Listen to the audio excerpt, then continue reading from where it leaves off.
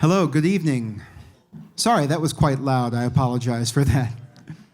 If we could go ahead and make our ways to our seats to enjoy a lovely dinner. Good evening, and welcome to our first Denver Dialogue of the 2018-2019 academic year. For those of you who don't know me, I'm Cullen Hendricks. I'm an associate professor here at the Joseph Corbell School, and I'm the director of the C Center.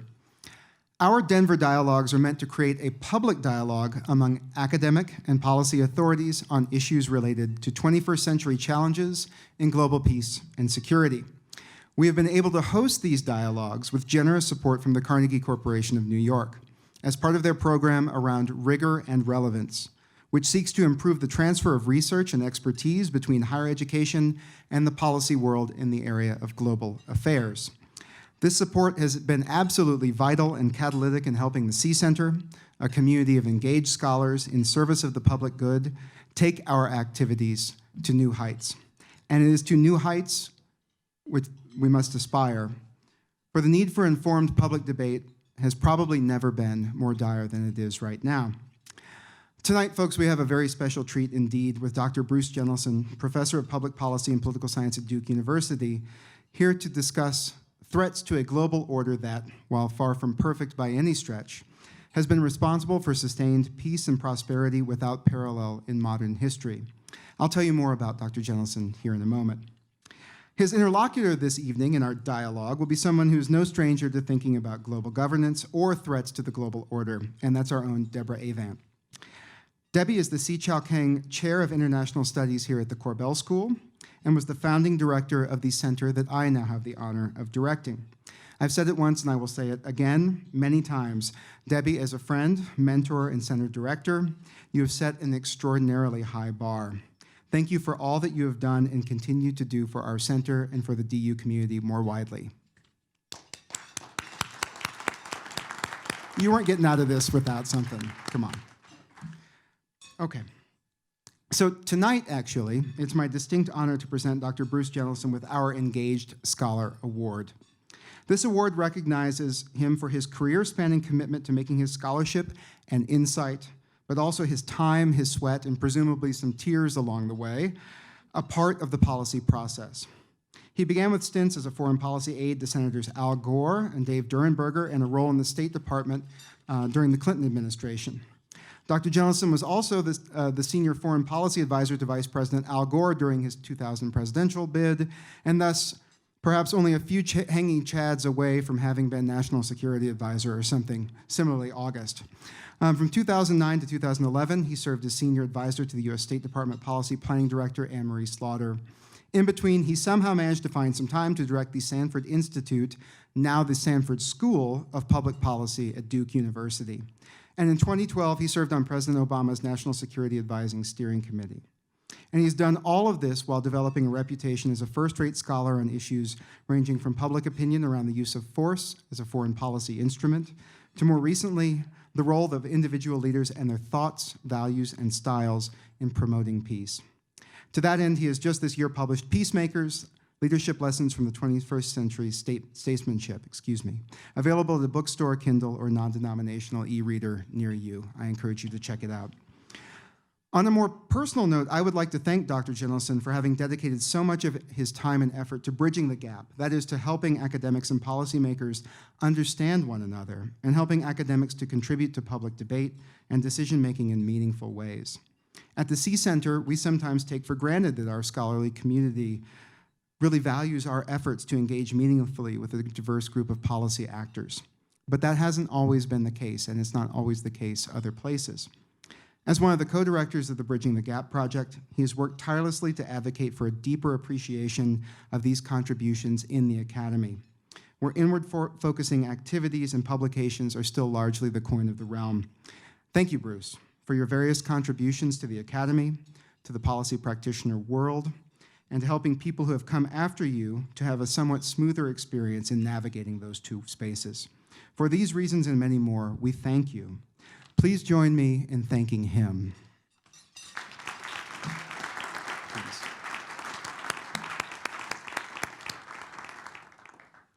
I wasn't kidding. There's a real award back here. Oh, wow. Oh, thank you. Thank you. Our engaged scholar, once again, ladies and gentlemen, Dr. Bruce Jentleson. Thank you.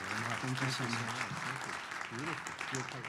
If you want to drop this, it's really beautiful. Let me just show you what it is and then put it someplace safe so I don't drop it. Thank you very, very much. It's really a pleasure to be here. I have many friends and colleagues here, longtime friends and colleagues, and I really appreciated the invitation, and the award really is quite meaningful. As Cullen was saying, you know, many of us who have been in the university world originally got into this business as a work because we cared about what was going on, not just in the United States foreign policy, but in the world. And then over time, this gap, not that it wasn't there before, developed between the academic and the policy worlds. And it wasn't good for universities, and in some respects it wasn't good for policy. But even from a university's perspective, I often said if we had not contributed anything useful to policy, I think there'll be plenty of debate about that. From a university perspective, you learn so much when you get policy experience. You know, I know there are times in which I'd be writing something and I'd go off to work on the Middle East peace talks, and I'd find out, wow, that article actually was right.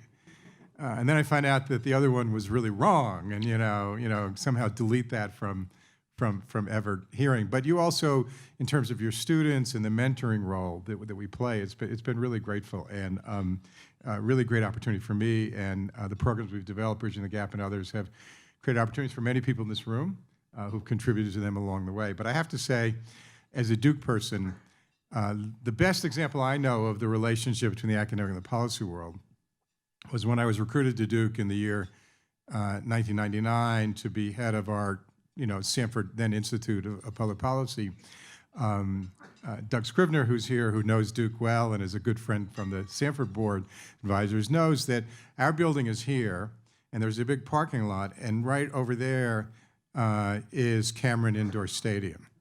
And I was told when I got there that the parking lot that we controlled, as they finished the new building next to Cameron, which would have a rather large office for Coach K and others, they wanted more parking spaces. So I go to this meeting with the athletic director and the head of parking and my budget guy. And I think we had about 110 spaces in the lot. And the athletic director asked for about another 10 or 15. I'm getting these elbows saying, take it, take it, take it. It was less than they thought. And athletics gets everything. And I sort of said, well, look, I want to be a good neighbor, but we plan to build a new building, right, Doug? We built a new building. And I said, well, at that point, we may need the spaces. So let me get back to you. And I go back to the office, and my budget director calculated what the replacement cost was of the spaces, only like $1,000 a space. And so I called the athletic director and said, Joe, we'd like to be a good neighbor, but I'm going to need the spaces. So if you can transfer $1,000 times 10 or 15, whatever it was, we can make a deal. And he says, oh, I don't have that kind of expendable money in my budget. I said, well, what else can we do here? He says, how about some season tickets for... And I'm like, it wasn't a video call. I'm like going, yes, on the other end of the phone. And we ended up getting 4 season tickets for the for Cameron, 2 of which we put in, still exist today, to a staff and lottery. And the other 2 I didn't keep personally, but kept as director. In fact, the deal for the new building was sealed with our major donor, David Rubenstein, at a Duke UNC game, right? That's how you do it. So I called my wife, Barbara, that night, and I said, wow, we really got, these season tickets, and it was a really good deal. And she said to me, because I'd spent a lot of time working in the Middle East peace talks, she said, all that time in the Middle East and finally a tangible benefit, you know how to negotiate. So anyway, great thanks to my colleagues, to Debbie, who I've worked with and known for a long time, Cullen, Doug, Greg, I've worked with, Tim, and others. It's really a pleasure to be here. And so I thought I might make a couple remarks tonight before we move into more of a conversation, just about, Colin mentioned the book that I had just finished, and I happen to have a copy, Peacemakers, Leadership Lessons from 20th Century Statesmanship. And it relates really to many of the issues in today's world. And when I set out to write this book, I really had 2 or 3 objectives. One was what I called 2 cheers for diplomacy. I really felt like in many respects, it was the nature of the times we lived in, that we were paying less attention to diplomacy than other strategies of American foreign policy. But not 3 cheers. Because having worked in, as a diplomat, in a couple different administrations, and engaged sort of informally behind the scenes when I've been out of government, Sometimes I felt that diplomats actually could learn something in the military because we pay too much attention to diplomacy as process and not strategy. And until we got to the point where we thought about strategy, how do you get to the goals you have, and not just, well, if diplomacy is going on, that's by definition good, we weren't going to get the third cheer. The second point was I was working on this book for a number of years, and so it should not be interpreted as written as any way being Trump-centric or Trump reactive. And let me just read you a passage from the beginning of the book, which kind of gets at what my thinking was in writing this. The question I was trying to deal with was, what can we learn from 20th century statesmanship for the 21st century? For a while in the late 1980s and early 1990s, it seemed like the world was going in a positive direction. The Cold War was ending peacefully, dictatorships were falling to democracy, globalization appeared to be spreading the wealth. History is said to be over with world affairs so harmonious as to be downright boring. And yet the end of the Cold War has not meant the end of war. U.S. relations with both Russia and China have grown tense and tenuous. That democratic wave has broken up on some rocky shores. Globalization has had losers as well as winners. History has come roaring back, its ancient hatreds fueled by modern venom. Climate change is speeding up, global health pandemics are spreading. Cyber and other emerging technologies are in need of rules of the game, but aren't getting them. Indeed, it's a lot easier to name a global problem that's been growing worse than one on which progress is being made. This was my thinking even before Donald Trump was elected President of the United States. All along, I've intended this book to draw lessons from 20th century statesmanship to help shape and motivate the peace and security breakthroughs our 21st century so crucially needs. Trump, as I come back to in the epilogue, has made this all the more urgent. Others, such as Vladimir Putin, do as well.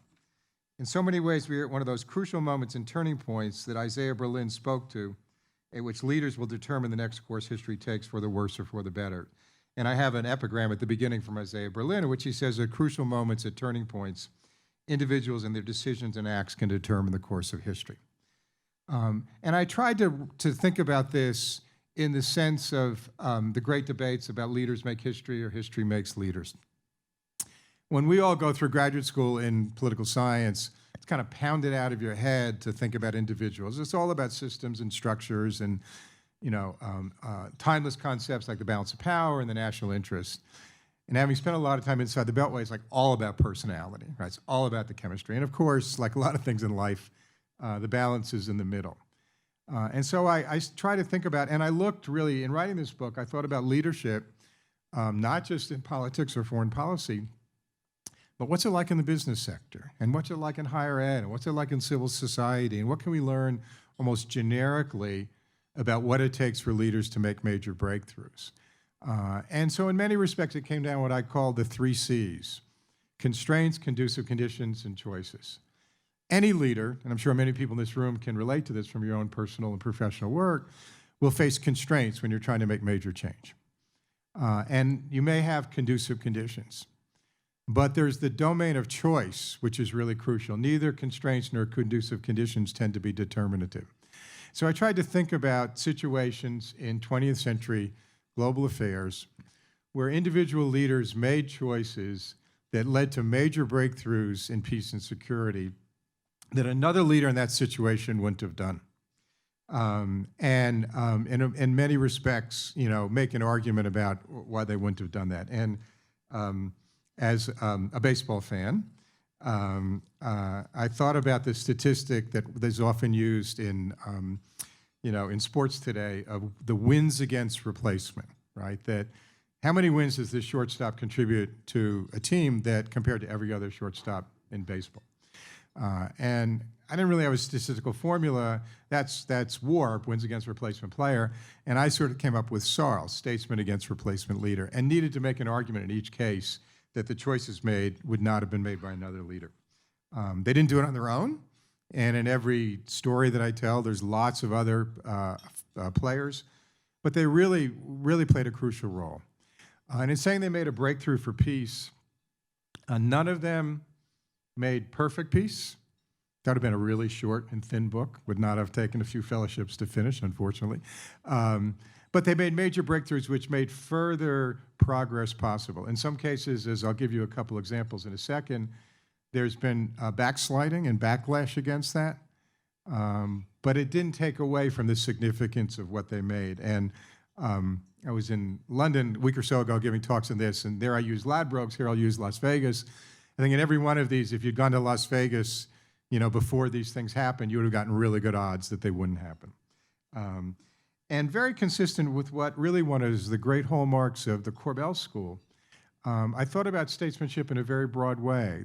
The folks here do amazing work in so many ways, but really are known throughout the profession of doing really interesting work on the role of NGOs and civil society and the impact that they have on many aspects. And so I tried to include in the book not only leaders of governments, international institutions, but some leaders, sort of bottom-up leaders from civil society.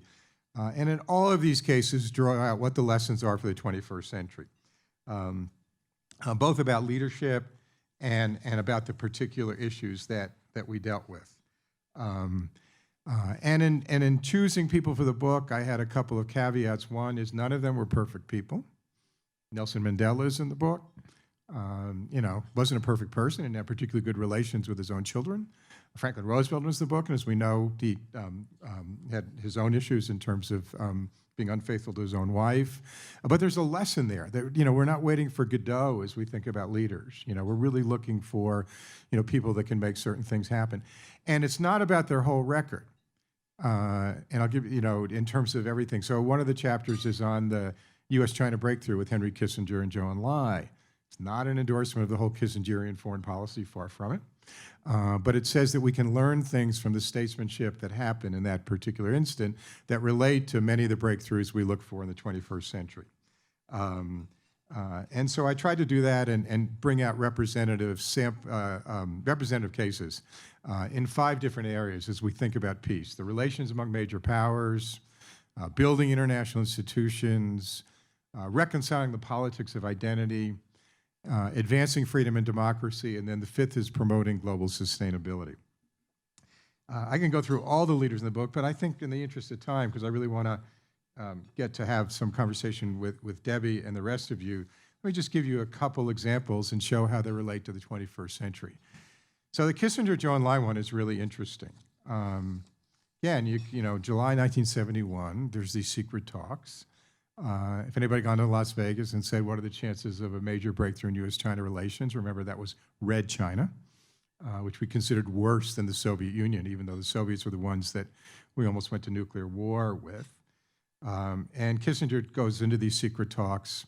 They actually called it Operation Marco Polo, which was probably fun for those who named it, but anybody who heard that wouldn't have been too hard to figure out where it was going. And I'd read all the documents and read a lot of books about it. And when I had the opportunity to interview Kissinger when I was writing the book, you try to use your interviews to get things you can't get out of the documents. And in one of the memorandums of the meetings, it said, Dr. Kissinger walks in and he puts out his hand to shake Zhou Enlai's hand. And I said, could you tell me about that? That's what it said. Well, it's very interesting. He said, in 1955, at the Geneva conference after French colonialism ended in Southeast Asia, which was John Foster Dulles, Super Hawk, Soviet Foreign Minister Molotov, he of the cocktail, and Zhou Enlai. And Dulles shook hands with Molotov, but he wouldn't shake hands with Zhou Enlai. Because again, it was Red China, right? And some of the China experts on Dick Solomon, who Tim particularly knows, who ran the U.S. Institute of Peace, who was one of the China experts on Kissinger's staff, and Kissinger is not the most modest guy, but he actually gave credit in the interview to the China experts on his staff, had suggested that this would be important. And as they had these meetings, which were amazing, they had at this first meeting 17 hours of meetings, one-on-one, some with aides, but mostly on one-on-one. And their second secret talks went 4 days, 10 meetings, 23 hours, and 40 minutes. Kissinger said that as they got to know each other and built some trust, there was a point at which Zhou Enlai said, thank you. You have no idea how much that meant to me. It was a sign of respect. And he still remembered this, affront from 16 years earlier.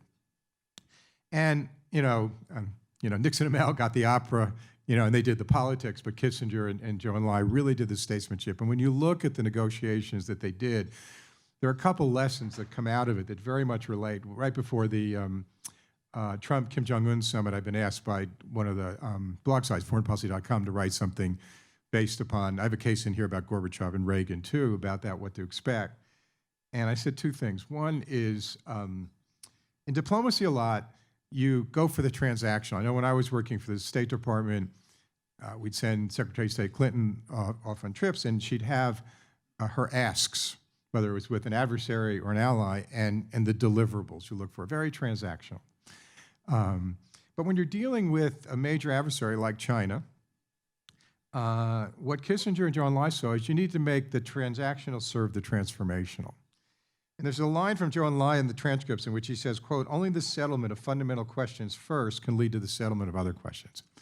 A really important idea, and in some way counterintuitive in diplomacy, that once you make progress, in this case, that there was a goal to change the fundamentals of the strategic relationship, it made the compromises a little easier. And we wanted much more from China and Vietnam. We wanted them to really sit on Hanoi. And basically what they agreed to was to not provide a lot of additional military aid, but not pressure them to talk.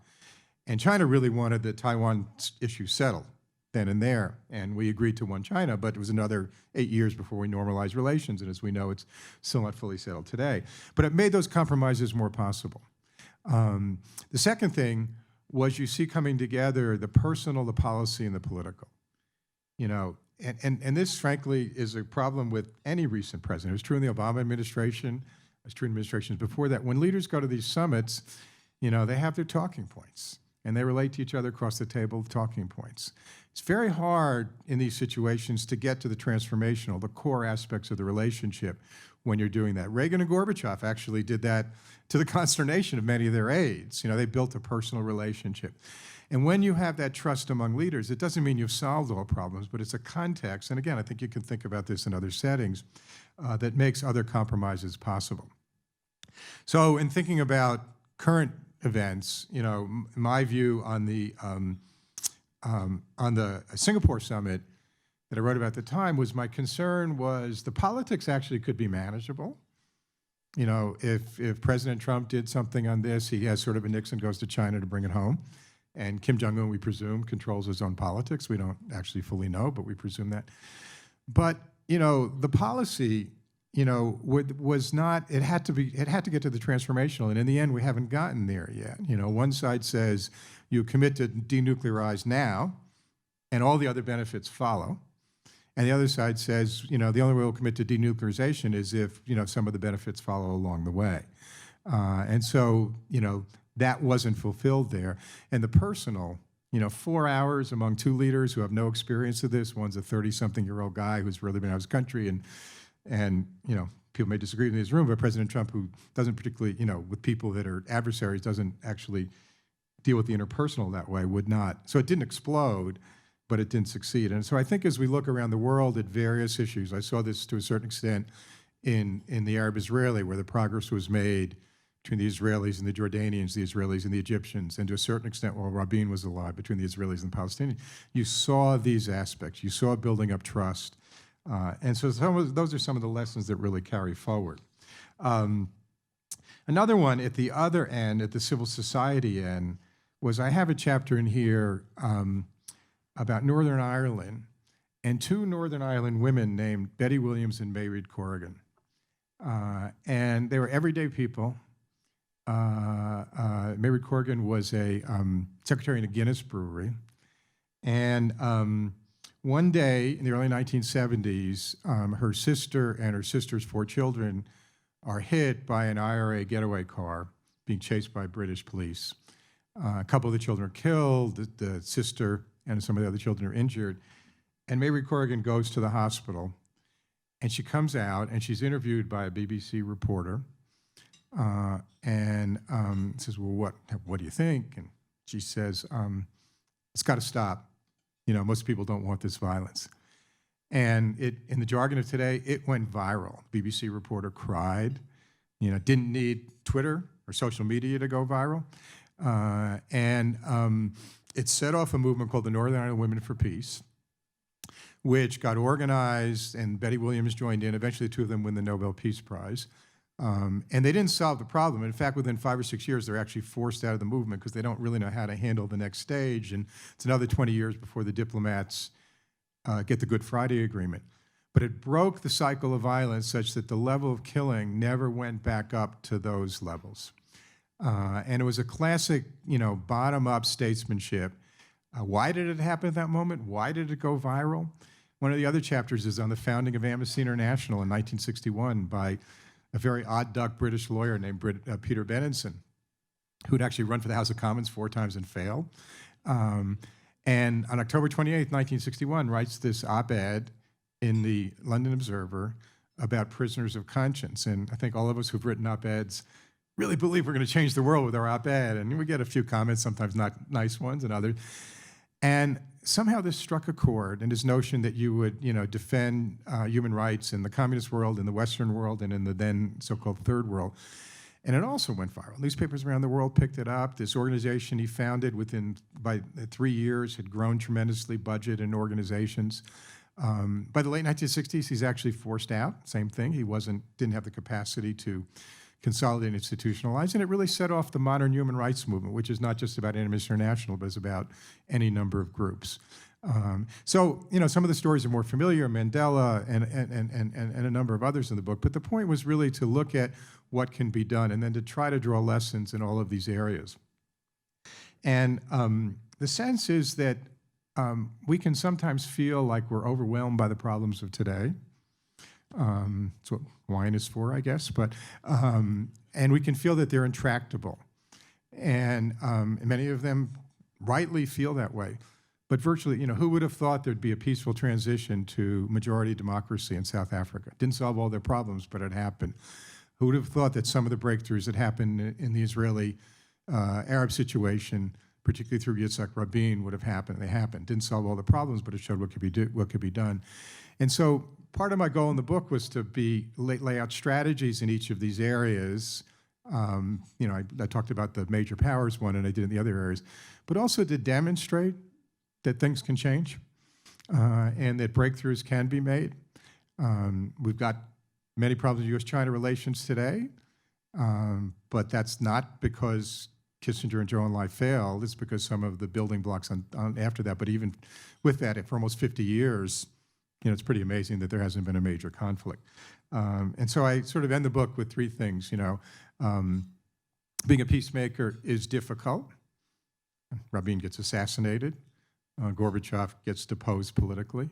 But it's possible, and it's really necessary. And as you look at the agenda that I said at the beginning, from climate change to some of the things in terms of major powers or human rights or the politics of identity, we're not going to get there just through the one-by-one transactionals. We really need the transformational.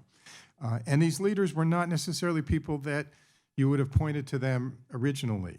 Mandela was, when in the early 60s, Amnesty International refused to adopt him as a prisoner of conscience because he was working with organizations of violence. Gorbachev was an apparatchik who looked like any other. Rabin was a minister of defense. But what they all had was 2 qualities. One was they had a certain personal capital. They either brought a moral capital to their work, like a Mandela, or they had a sense of being bigger than the positions that they held. And then they had the political skills to make it happen. They had the vision and they had the skills. It's nice to have the vision, but unless you have the skills, you can't really get to where you want to go. So it left me hopeful. When I was writing this book, I was also doing some policy work on Syria, which doesn't leave one hopeful. And the joke was I wasn't going to finish it because I needed it for my mental health, just to have some positive thing. But it really is an effort to try to help us think through both strategies and inspiration as we go through this difficult 21st century, which is probably a good segue to what we want to talk about anyway. So thank you very much, and we'll kind of move on to the next part of this.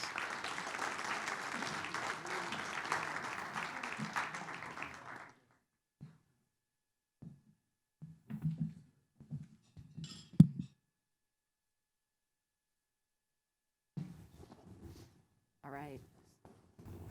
So supposedly we're mic'd, we're on.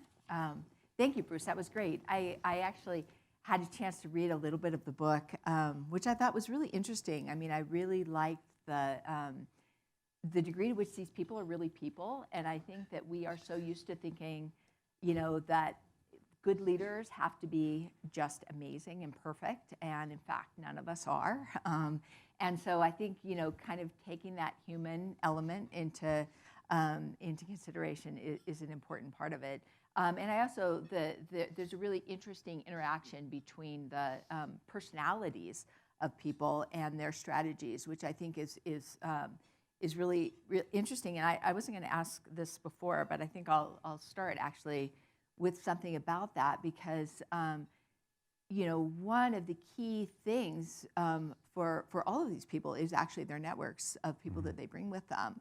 And a lot of that is really affected by their personality. And so, I wondered if you'd just elaborate a little bit more about the relationship between personality and strategy, and the way that their personal style can kind of affect the way that they can take advantage of.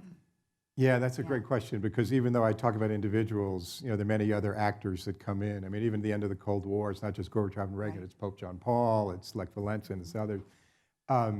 And so I think it's very important, because they really have to have people around them who bring things to the table that may not be their own strengths. Let me use Yitzhak Rabin as an example. The whole breakthrough that happened in the Oslo process was really started by Shimon Peres and his people. And Rabin was the hard-headed one, and Peres was the dreamer. But they'd been rivals throughout their careers. But they came together on this in ways that produced a result that was better than either could do on their own. And they had good people around them. They used people from the outside, from the academic world and others, to do certain things. They managed to keep the talks quiet. I was actually working in the State Department in September 1993 when the breakthroughs happened. And my boss at the Policy Planning State was a guy named Sam Lewis, who was one of the best ambassadors, Tim knows him as well, of his generation. He'd been ambassador to Israel during the Camp David, Israel-Egypt, and also during the Lebanon War, so under Carter and Reagan. And we actually did not know what was happening in this little cabin in Oslo. We, Americans, all our intelligence.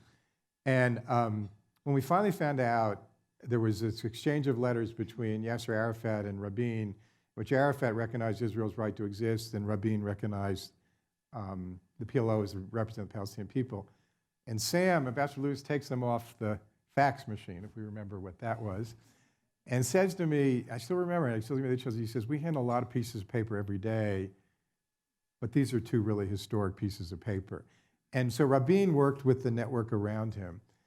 The other side of that is sort of the sadder and negative side is he was told by his security people, by the Shin Bet, that he needed to wear a bulletproof vest because of what was happening in Israel.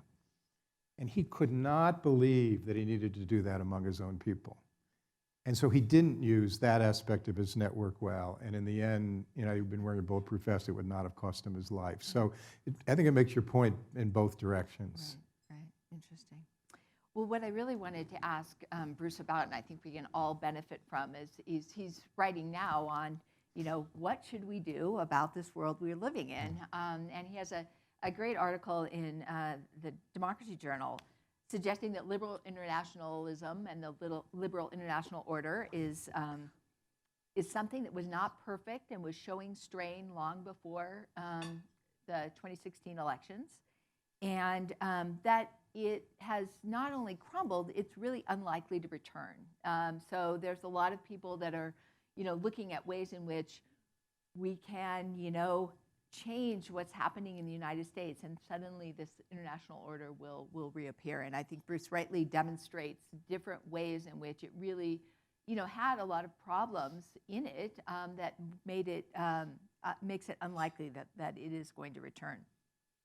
And to chart what's next, you discuss 3 areas, and I actually have a question about each of them, though I might not do that because I want to make sure everybody else has a chance. But I wanted to ask first, the first thing you talk about is a multi-dimensional geopolitics.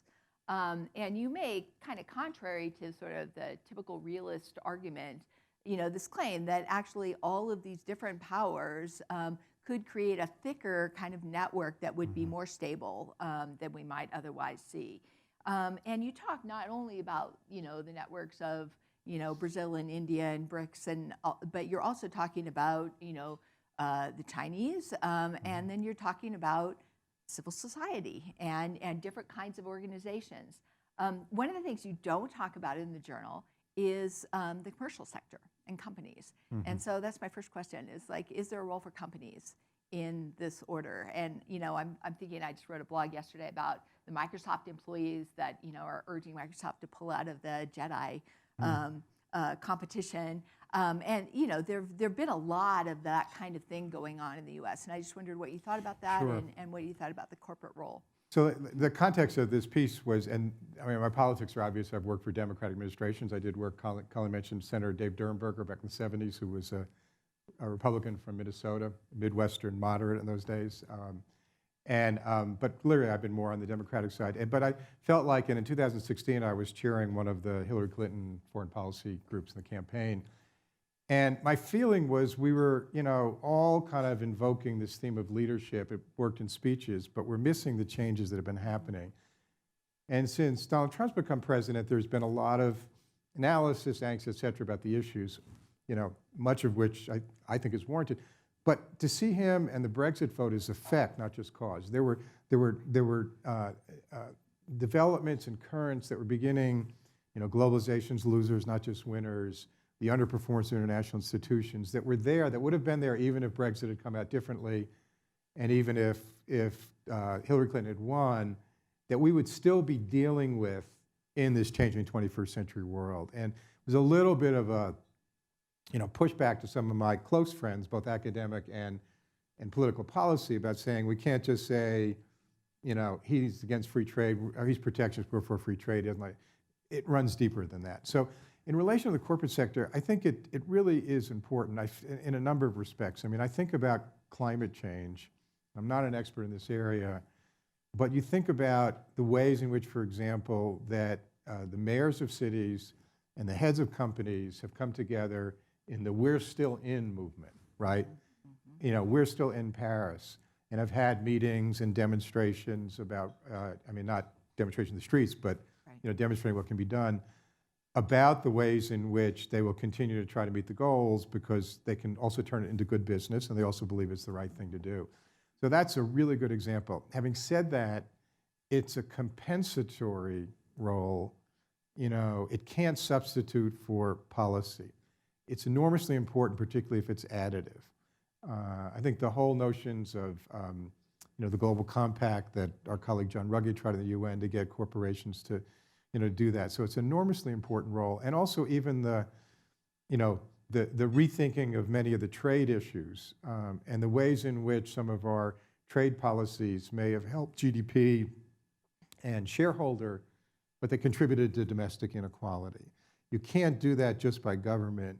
A lot of our students will go into social enterprise and will go into the private sector, all of which is fine. But I think that ultimately we need public sectors, not just ours, but others, and international institutions to get it right. So the additive role of the private sector can take us further towards these goals. Right, good. Well, actually, that leads me into my second question, which is you talk about the potential for a hybrid economic system. And it's clear that there's a need for concern with both issues of equality, but also issues of sustainability. And I think that this is clearly an issue. Our students are all interested in it. My kids are interested in it. It's something that people think about all the time.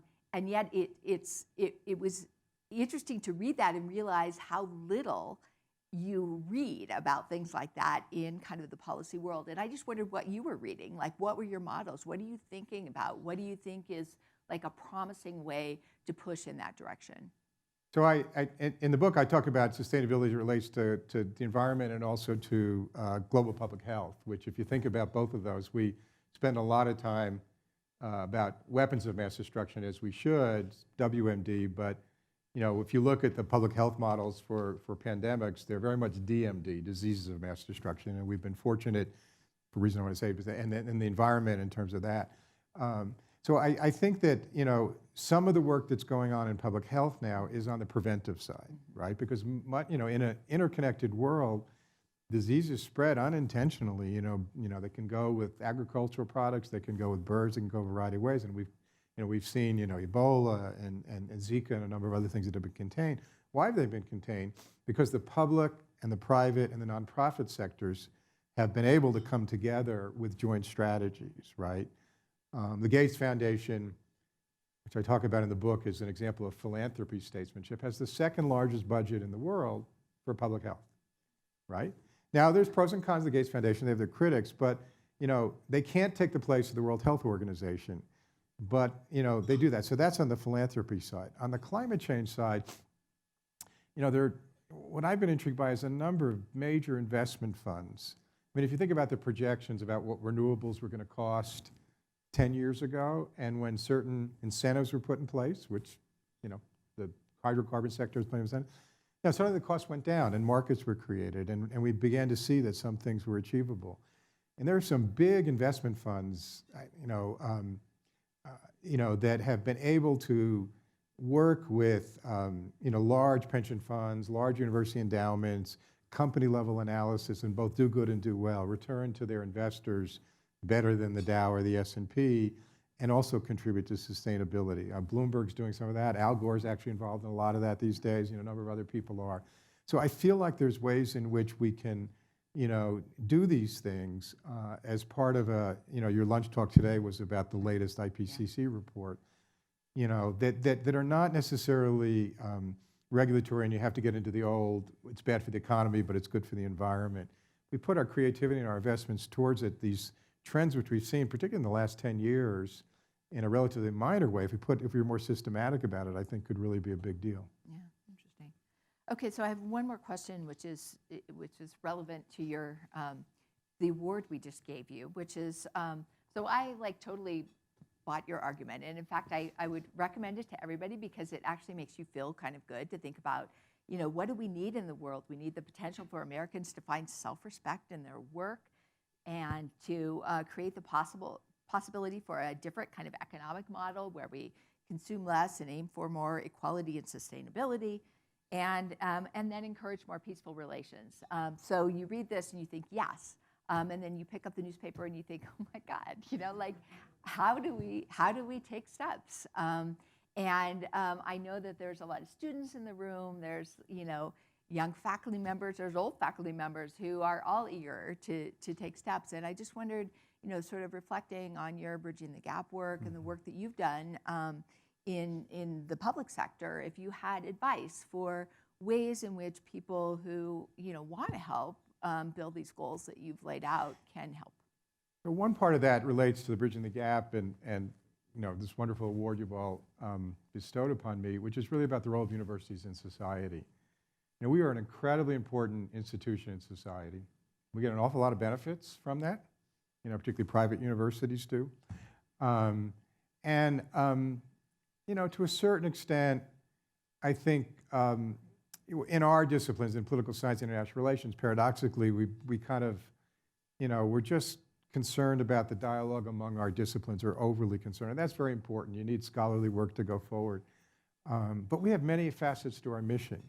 And so at one part of it is to try to change the incentive structure so that there are incentives for faculty to do more things that, not necessarily get out there in areas that are not their expertise, but to take the expertise that we all develop over time, communicate it to other scholars, apply it to policy. And here I'm not just talking about global, but at the local level with school systems and, the effective delivery of social benefits and health scholars and people in our business schools. And so I think we need in universities, we could use university presidents to be more public intellectuals. There are periods in our history in which they were. I think it was true in the 50s, 60s, and 70s. And there are a lot of demands on university presidents now. But I think, we've become more controversial as universities, but there still is a lot of respect. And I think in some respects, that respect would be greater if we did that. For students, it's, I guess it's two things. One is when I talk with my own students or give talks on the book, sometimes I get, yeah, that's all fine, but we're in the internet world and social media and everything that happened before that doesn't matter, which is why I sort of emphasize the going viral of these things from many years ago.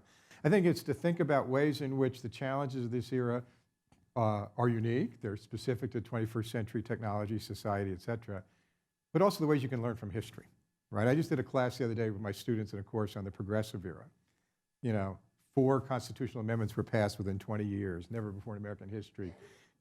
Food and drug safety, all these things. I said, so what can we learn from that that applies to today? You can't surgically extract, but learn that both for that and for and for a little bit of inspiration. And then I think I would just simply say, and this is as a dad, my wife and I have said this to our kids as well, I'm sure you've said it to yours, try to find meaning in your work that you feel like it connects to things that are bigger than you, whatever that is, And if enough people are doing that, not being Pollyannish, we've still got big problems. We got some wars on the horizon, but I think that gets at least part of your question beyond the immediate agenda that's in the newspaper. And that has to happen while the other stuff is happening too, right? Sometimes you feel like, well, there's so much going on in the short term, I can't think about deeper things. And then when things are good, it's like, hey, we don't need to think about deeper things. Things are good. So it's got to happen all the time. Right. Good. Well, I think we'll open it up to questions. We have microphones up here, and so if people want to come on up and. I can rove a little bit.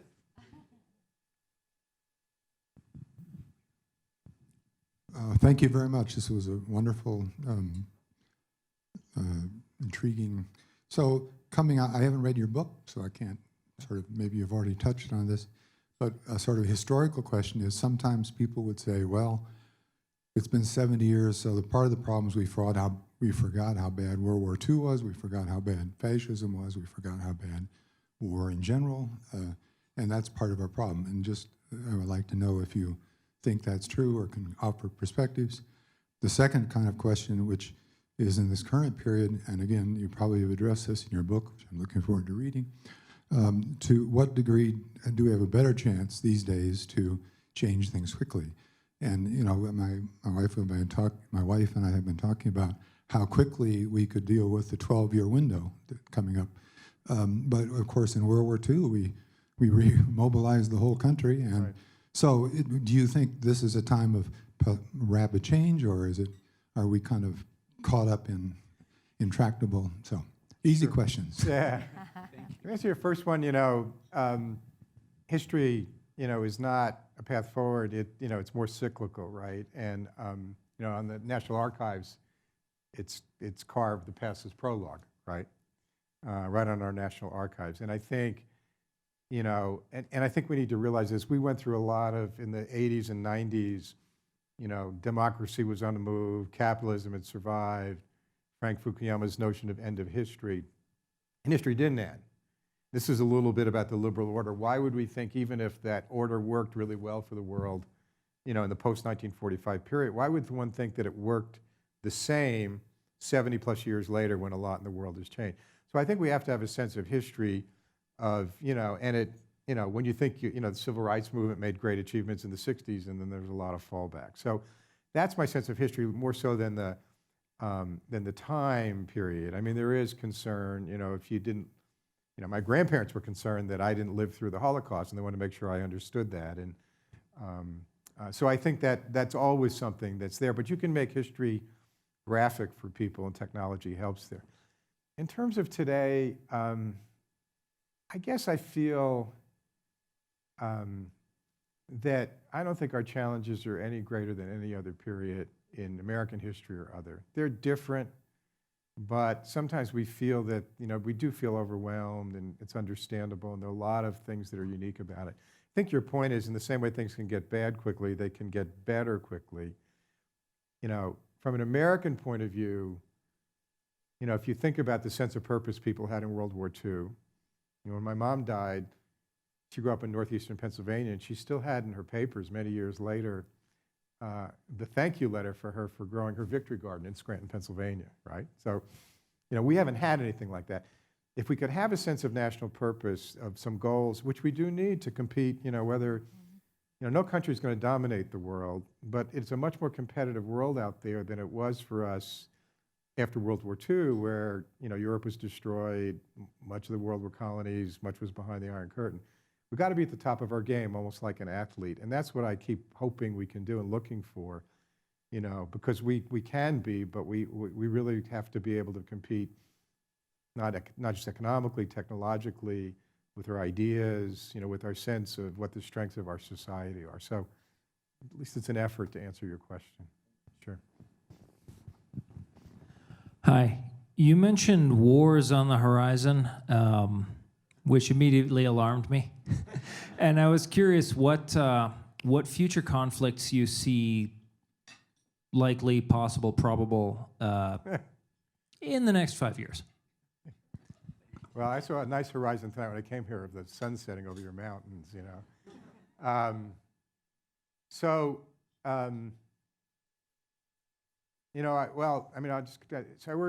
really worry a lot about the Middle East, and again, some of the things I'm going to say are just would have been there no matter what was happening in our own politics and policy. I think that there was a period where we kind of only worried about the Arab-Israeli conflict. And then there was a period where we worried about the rise of Iran. And then we added to that, terrorism. And now, there's very hard to find a society in the Middle East that's stable, right? Tunisia is everybody's best bet about coming out of the Arab Spring, and, there's some tenuousness there.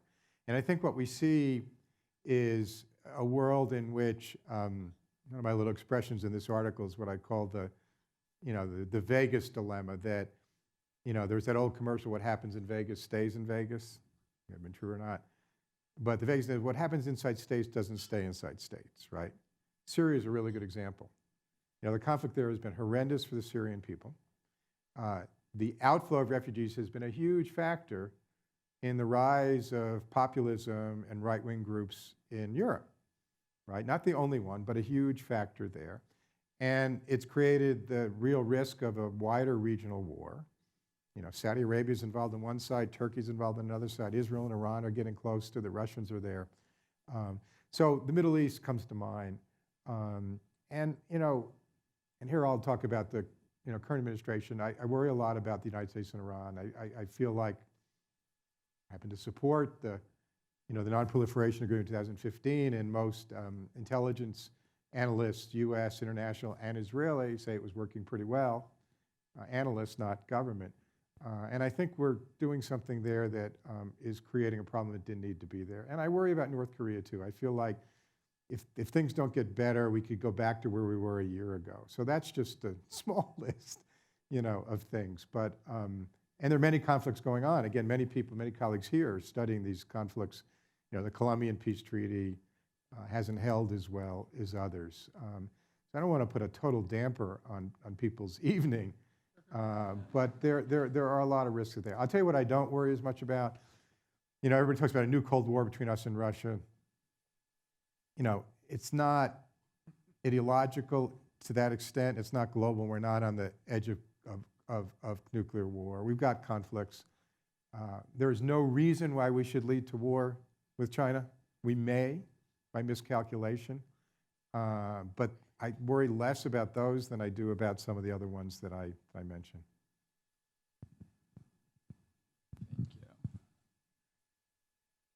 Thank you. Andres Polito, Finance and International Studies undergraduate. In many ways, America, and frankly no other country, can be a hegemon and assert the global dominance because it's being rejected. How does America compete in this new order and compete in a global marketplace of ideas? A great question. You're absolutely right, and this is one of the things that Debbie was talking about. I just don't think it's a world in which anybody can be hegemon. You just can't. And part of the reason is you have 190 some odd countries in the world who have their own interests and their own politics. And it's not that they all have the same amount of power, but if you look at the US, again, even in the administration I was part of, we had all these countries that we thought were dependent upon us for aid and protection. And, we couldn't get Pakistan to do what we wanted to do. We couldn't get Turkey to do what we wanted them to do. We couldn't get Saudi Arabia. We couldn't get Israel.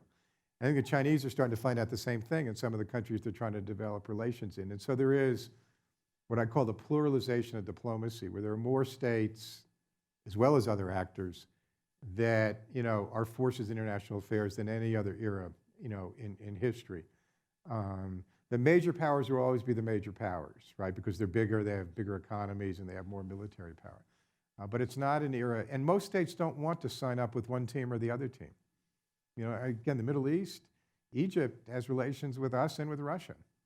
The Israelis have a hotline between their Air Force and the Russians to try to make sure that they deconflict over Syria. And Prime Minister Netanyahu has been to Moscow more than he's been to Washington. Saudi Arabia has a lot of trade with China, even leaving aside the current controversy over the killing of Khashoggi. And you can go on down the list. So the nature of countries is they don't want to side with one or the other. How do you compete in that? I guess I'll use the athletics analogy. You just got to be at the top of your game. You got to, frankly, have domestic politics that people respect. We've got to deal with our own problems. I'm staying on a hotel on Columbine Street. I remember that our daughter was playing high school softball and had a collision, and I rushed her to the emergency room then in Silver Spring, Maryland. And it was the day of Columbine. I was watching them take care of her bleeding nose while they were watching the live, film from Columbine that day. So, I really think we need to take seriously what our own issues are and not live as much on the laurels of our past, and just, do better at that, and then be smarter in international affairs. We don't need to have countries that, only have relations with us.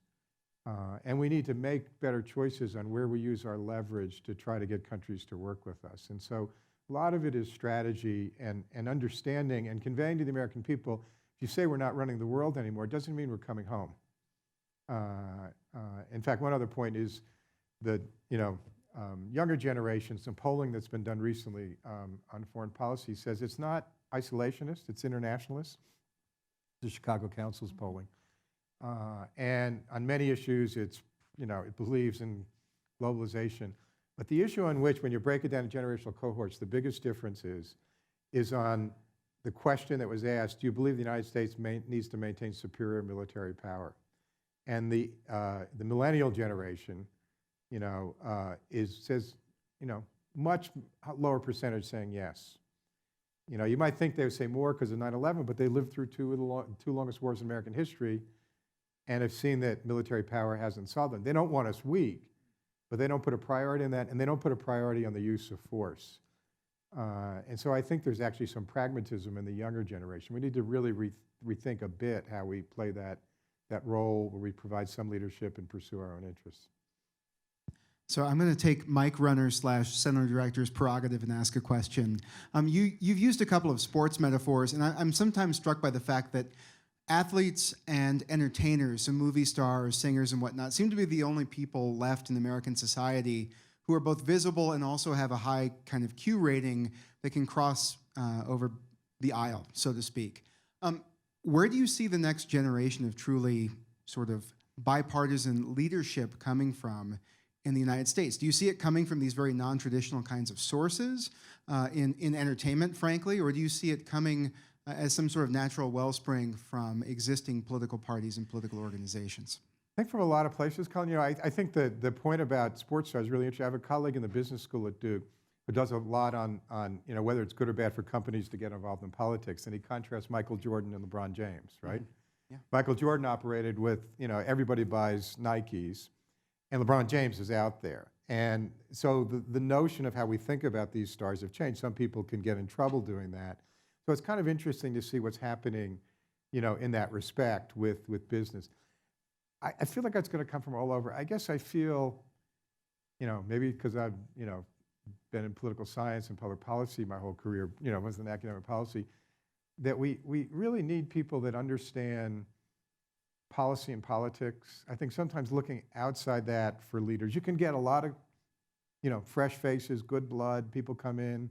Many people there feel Michael Bloomberg was a great mayor of New York, and he came in as a businessman. But as it relates to running for president, and again, this is not a Trump commentary, it's the way I felt for it. It's a big job. And to come in and say, well, I won't name a company, because there are a couple people out there thinking about doing it.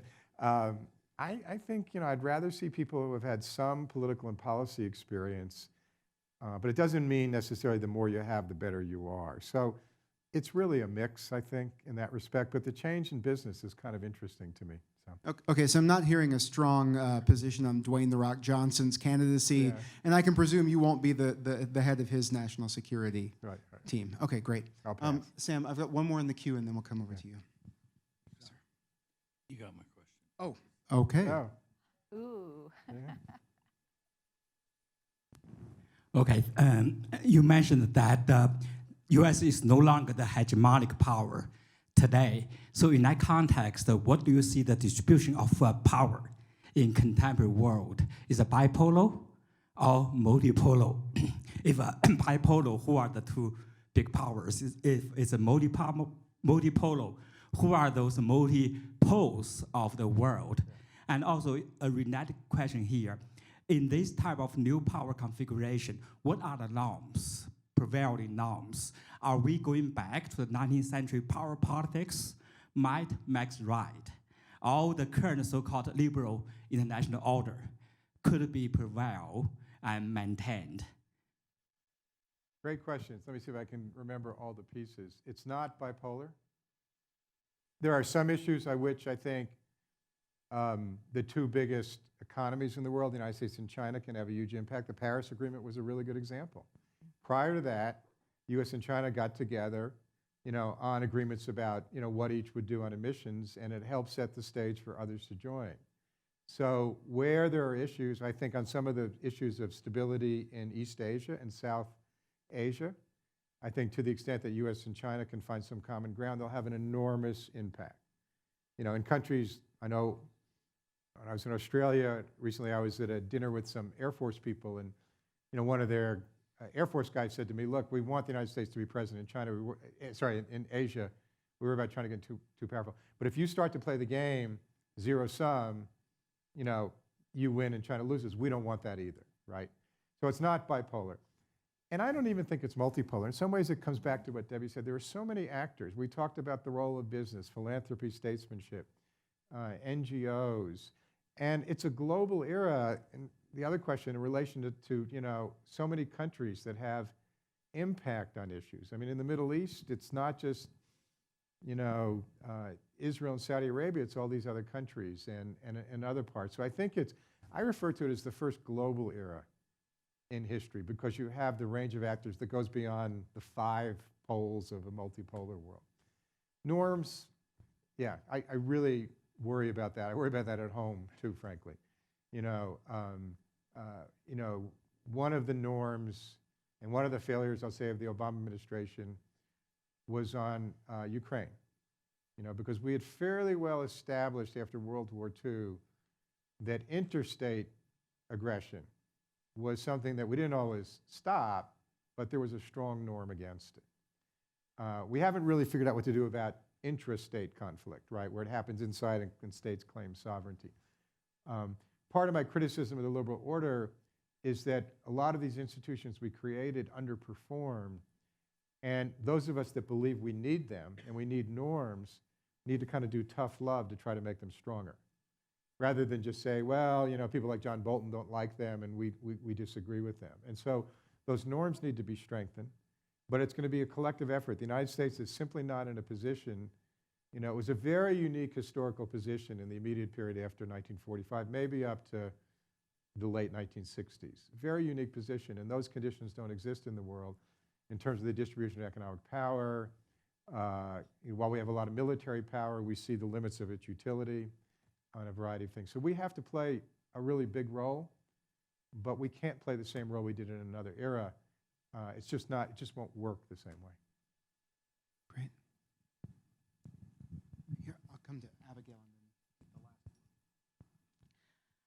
Thank you so much for your talk. And your book has reminded me of something that has been worrying me coming from a conflict resolution background, and that is the future of the diplomat in the 21st century and beyond. I just wanted to find out, what is your perspective on this? Because it appears to me that diplomacy has been relegated to sidelines, and more and more using military solutions to the problems that we encounter. and in the world today, and I wondered what you thought about that. And the second question I have is regarding your advice to the current diplomats and future diplomats in a multipolar world, and especially with non-state actors that are powerful, able to influence the process of peace and security.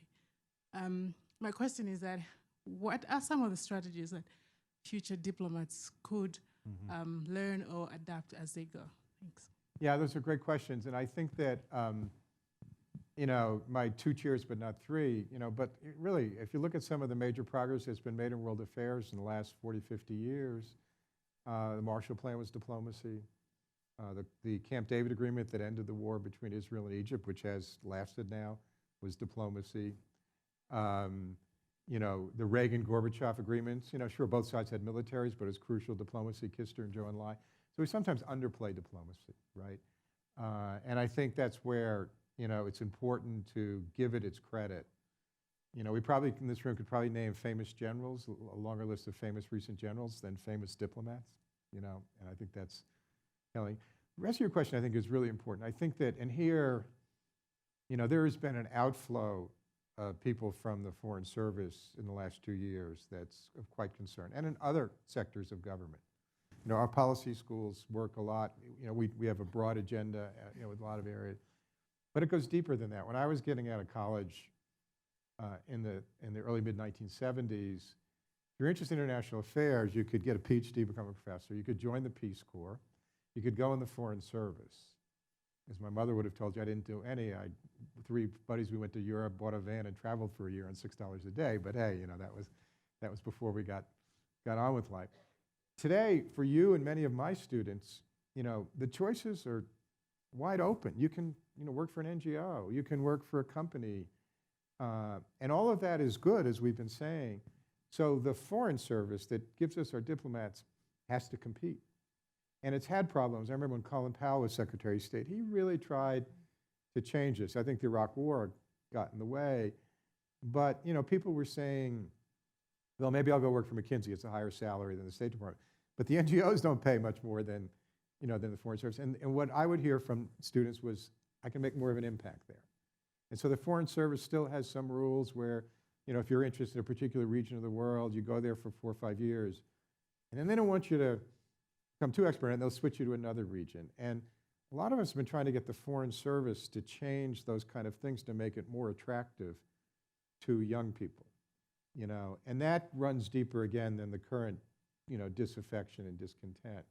We need diplomats. We need our human capital going into these areas just like we need them in other areas. And the Foreign Service, I know, you know, the Foreign Service, you know, my own students who think about it are fewer than they might have been 15 years ago. And we have one last question. Chase Enright, a senior undergraduate studying international studies.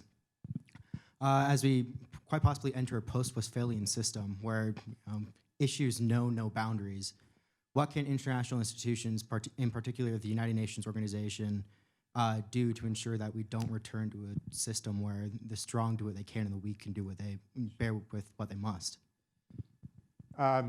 So one of the chapters I was going to talk about, but I didn't talk about in the book, is about Dag Hammarskjöld, who was really, truly the most effective Secretary General in the history of the UN.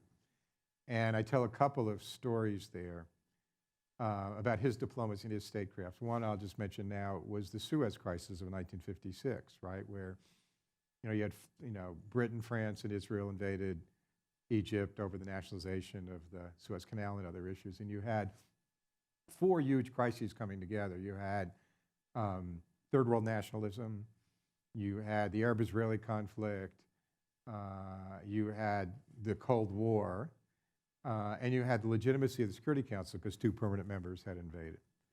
And so, you know, it gets settled, and so we say, oh, no big deal.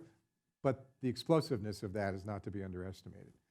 To make a long story short, it was really settled by Secretary General Hammarskjöld. To his credit, President Eisenhower, notwithstanding John Foster Dulles' complaints, gave Hammarskjöld some running room. He was actually also upset with the British and French. We opposed financial sanctions on the British and the French, which really hurt. And Hammarskjöld went in and created one of the very first UN peacekeeping forces, worked out the diplomacy directly with Nasser, with the Israelis, with the Egyptians, and showed what a Secretary General could do as, you know, an independent actor. At the same time, the Soviets had invaded Hungary. He knew that's a bridge too far. You know, you're not going to get a permanent member of the Security Council on something that of vital interest to change. So he was pragmatic, but he showed what a Secretary General could do. And part of what I talk about in the book, where I draw the 21st century lessons, is we need a Hammarskjöldian Secretary General. We really need, and you know, everybody says, you know, it's not politically realistic. I get that. I've been beat up, you know, trying to get money for the UN when I've been in government in Washington. But I think that what we consider to be politically unrealistic is policy unrealistic, because we need the UN to do things that we don't want to do. And, you know, and actually, and when we don't empower them to do it, it hurts our interests. So it's somewhat paradoxical. So that's a good example where it actually be in our interest, you know, and I can make the same argument for the Russians and the Chinese. And so the French have had a resolution they've been kicking around to limit the veto to only things in the major powers' vital interest. Now that's still flexible, but it might be a step in that direction. And so I worked closely with UN representatives on Syria in 2015, 16. They didn't have any power, you know, and you know, yet in the Middle East in 1956 we had a secretary. So that's just one example where the World Health Organization, you know, needs to be empowered. Countries don't give it enough money for it to keep its best preventive public health specialists or doctors, and they go elsewhere. Well, we all pay the price. So there's a pragmatism to this that's not about giving up your sovereignty and being told what to do, but in some ways it enhances your sovereignty because problems get managed that would hurt your sovereignty if they don't. So. All right, well, thank you both so much for an incredibly stimulating conversation. This has been a wonderful Denver dialogue. I'd like to also thank Jill Hero and Kate Morgan for helping to put this all together. And let's thank our bar staff who have been back here keeping us in beverages. I believe they will be open for a few more minutes, so I encourage you to go back, say hello, get another glass, and spend a little time at the close of our evening. And most of all, thank all of you for having come. We look forward to seeing you again soon. Thank you.